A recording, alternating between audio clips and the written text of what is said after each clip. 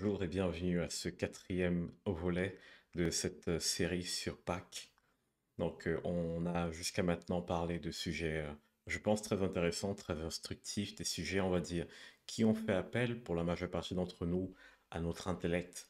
Mais on va parler de quelque chose de beaucoup plus spirituel aujourd'hui. Donc j'espère que vous êtes bien accrochés et surtout que vous avez suivi les épisodes d'avant pour pouvoir comprendre la continuité dans laquelle nous sommes. Et aujourd'hui, le sujet dont nous allons parler, c'est cette question. Pourquoi Jésus devait-il mourir? C'est très étrange, n'est-ce pas, de se dire que là, ça y est, Dieu a une solution pour l'humanité. Dieu se dit, je sais ce qu'il faut que je fasse pour que l'humanité à tout jamais soit libérée de la dette qu'elle a à cause du péché qui est entré dans le monde et de la balance de l'équilibre qui a été détruit. Mais il faut absolument que cette solution passe par la mort.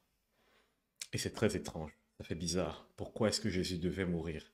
Il y a tellement d'éléments en fait qui entrent en scène, tellement de choses qu'il faudrait que nous comprenions avant.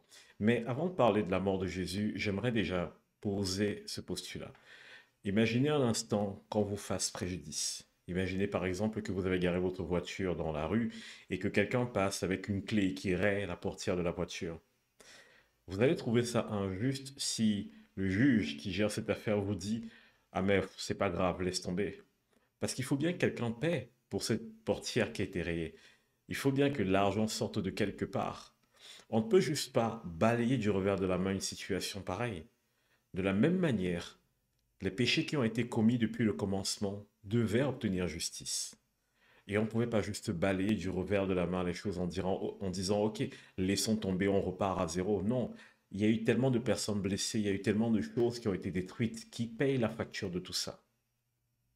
Donc la première des choses qu'on doit se dire, c'est qu'il est impossible d'attendre de Dieu qu'il balaie juste du revers de la main tout ce qui s'est passé avant.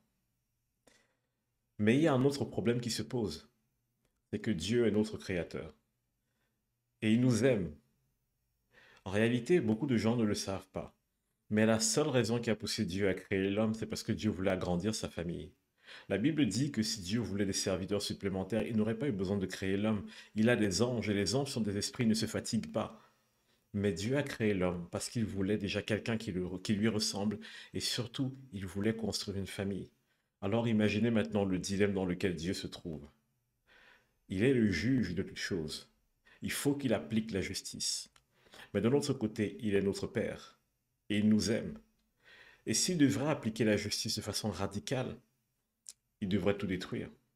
Parce que le salaire du péché, c'est la mort. Et donc, Dieu amène cette solution dont je vous ai parlé hier, ce sacrifice ultime qui est Jésus. Mais une autre question peut subvenir dans nos pensées. Pourquoi est-ce que c'est Jésus qui prend la responsabilité? Vous allez être très étonné peut-être par les versets que je vais vous donner. Et ces versets parlent de la création et du rôle de Jésus dans la création. Et finalement, je pense que nous allons comprendre pourquoi est-ce que c'est lui qui a porté la responsabilité de venir se sacrifier pour nous. Si nous lisons ce passage dans Jean 1, voici ce qui est écrit. Au commencement était celui qui est la parole de Dieu. Il était avec Dieu. Il était lui-même Dieu. Au commencement, il était avec Dieu. Tout a été créé par lui. Rien de ce qui a été créé n'a été créé sans lui. En lui résidait la vie et cette vie était la lumière des hommes. Cette parole ici, vous savez de qui il s'agit? Il s'agit de Christ, de Jésus. Jésus est la parole de Dieu. Et Jean affirme clairement que Jésus est Dieu. Je sais que pour certaines personnes, c'est un choc de se dire non, mais Jésus n'est pas Dieu. Mais pourtant, c'est ce que la Bible dit clairement. Jésus est Dieu. Expliquer le concept de Dieu est parfois difficile pour certaines personnes.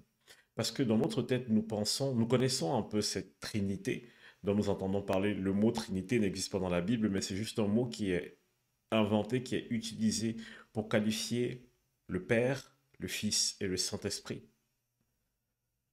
Et nous tous, lorsque nous entendons Dieu a créé toutes choses, nous pensons plus au Père. Mais nous ne pensons pas en fait au Fils. Mais la Bible nous dit ici que le Fils lui-même était Dieu. Donc qui est Dieu au final? Est-ce que Dieu ce n'est que le Père? En fait non. On comprend en lisant ce passage que Dieu c'est à la fois le Père, le Fils et le Saint-Esprit. Je sais que c'est très difficile de se l'imaginer, mais j'ai un exemple pour vous aider à vous l'imaginer.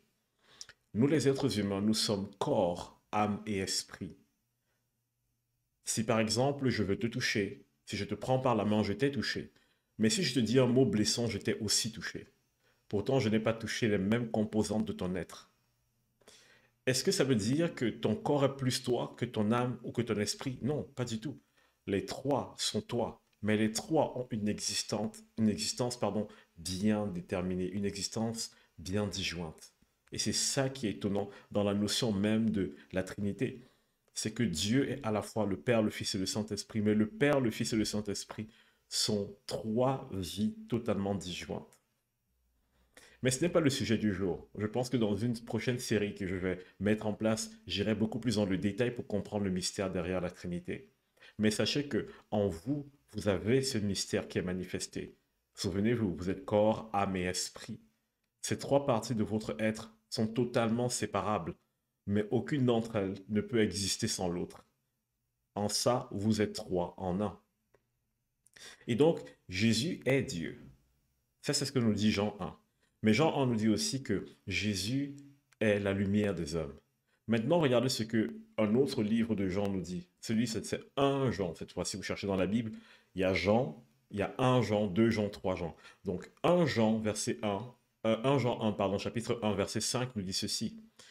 La nouvelle que nous avons apprise de lui et que nous vous annonçons, c'est que Dieu est lumière et qu'il n'y a point en lui de ténèbres.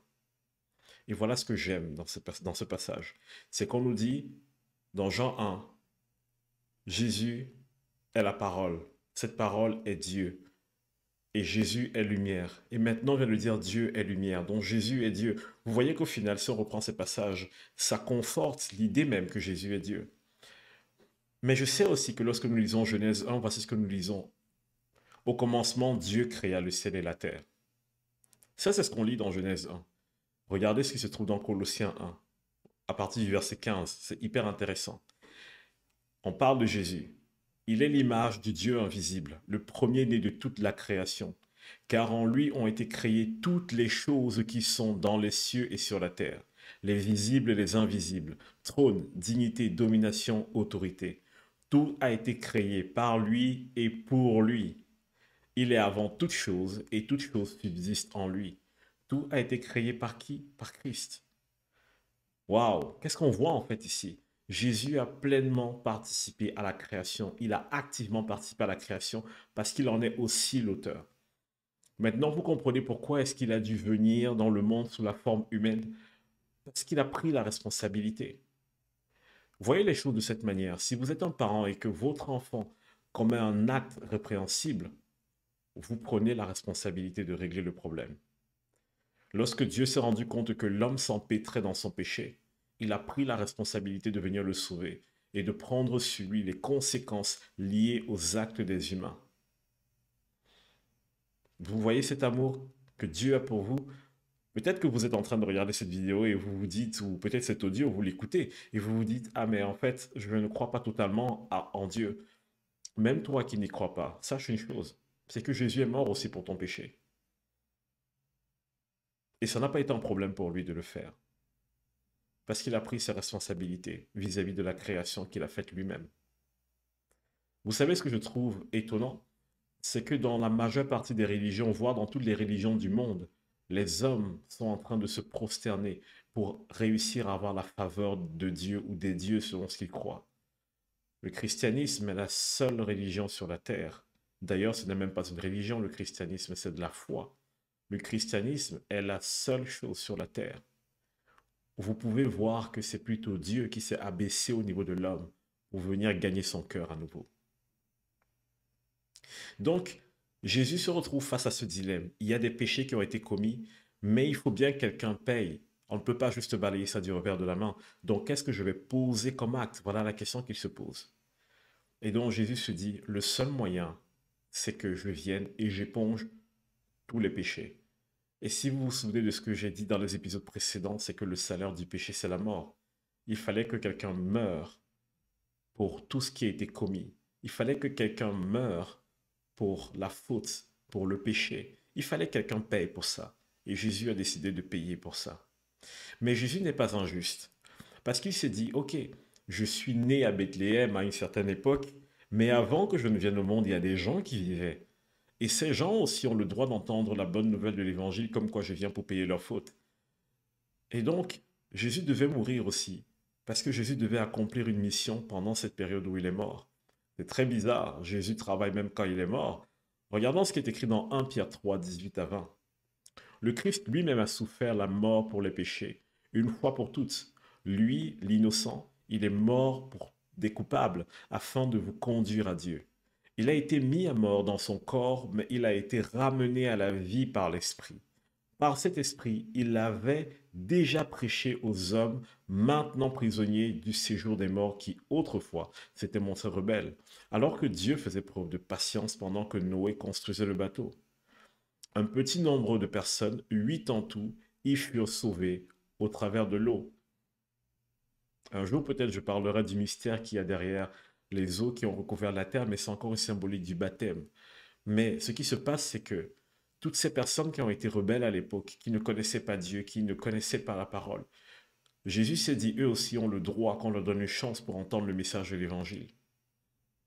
Et donc, la mort de Jésus avait aussi ce prétexte-là, de pouvoir aller dans le séjour des morts pour pouvoir leur prêcher ce message.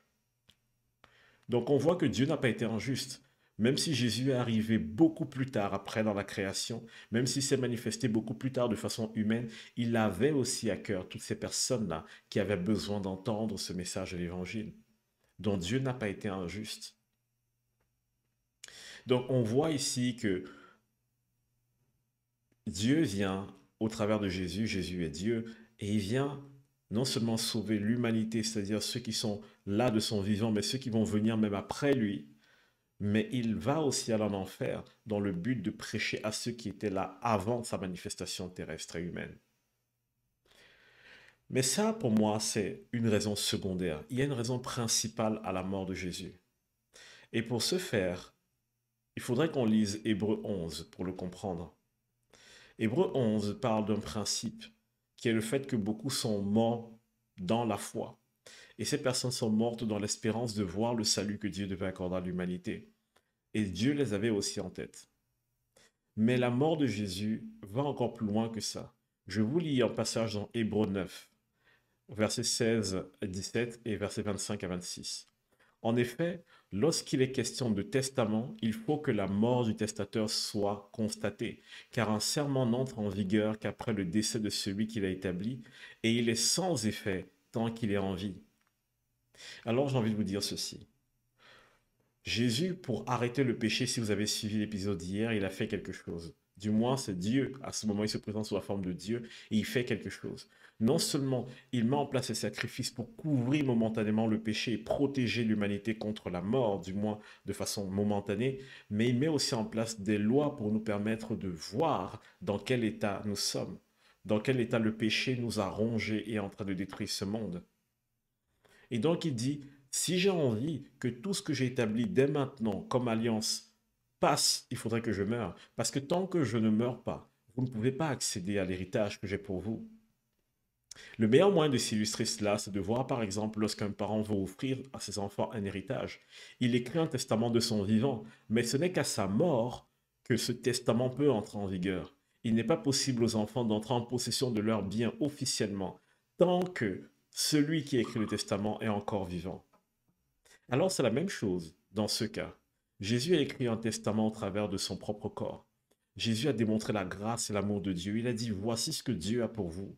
Voici ce qu'il a en réserve. Voici le genre d'alliance et d'amour que Dieu veut tisser avec vous. De la miséricorde, de la grâce, du pardon des péchés, le salut, le pouvoir de dominer sur le péché à nouveau. Et qu'est-ce qui s'est passé? Tant qu'il était vivant, ce testament ne pouvait pas entrer en vigueur. Voilà pourquoi la mort de Jésus était primordiale, afin que chacun d'entre nous maintenant puisse entrer en possession de l'héritage que Dieu avait pour nous. Donc lorsque le testateur, c'est-à-dire Jésus dans notre cas, meurt, l'humanité maintenant a la capacité d'entrer en possession de l'héritage. Et dans cette mort, qu'est-ce que Jésus fait? Jésus dit, je prends sur moi la responsabilité de toutes les fautes qui avaient été commises, qui sont commises et qui seront commises. Je prends sur moi cette responsabilité-là. Et cette mort, je demande qu'elle retombe sur moi, afin que tous ceux qui croient en moi eux puissent commencer à jouir dès maintenant de l'héritage que j'avais pour eux dès le commencement et qui a été perturbé ou alors amoché par le péché qui est entré dans le monde et par la mort. Et vous savez une chose, on ne peut pas prononcer une sentence deux fois. Ça veut dire que si Jésus a déjà pris un péché sur lui, il a déjà pris quelque chose sur lui, on ne peut plus venir vous demander de payer à nouveau. Imaginez par exemple dans un tribunal qu'une personne soit accusée à tort pour quelque chose et qu'elle soit envoyée en prison. Ensuite, lorsqu'elle purge sa peine et qu'elle sort de prison, on dit que ce n'était pas elle qui était coupable, mais une toute autre personne. Le tribunal ne peut pas revenir sur cette décision et de dire, ben, du coup, on va capturer l'autre personne et la faire payer à nouveau ce qui a déjà été payé et purgé. Une peine ne peut pas être payée deux fois. De la même manière, Jésus, en prenant sur lui nos fautes, nous rend totalement exempts de tout reproche. Maintenant, vous allez me dire, mais si, c'est trop facile de dire ça. Oui, c'est trop facile. Parce que dans notre tête, parfois, nous pensons que le problème maintenant, c'est le péché. Le péché n'est plus le problème de Dieu. Le problème de Dieu maintenant, c'est la justice. Parce que malheureusement, vous savez quoi? Si vous êtes en prison et que quelqu'un vient prendre votre place et que vous refusez de sortir de prison, vous allez continuer à vivre et demeurer dans cette prison. Jésus est venu à notre place. Il a dit, je prends le relais maintenant.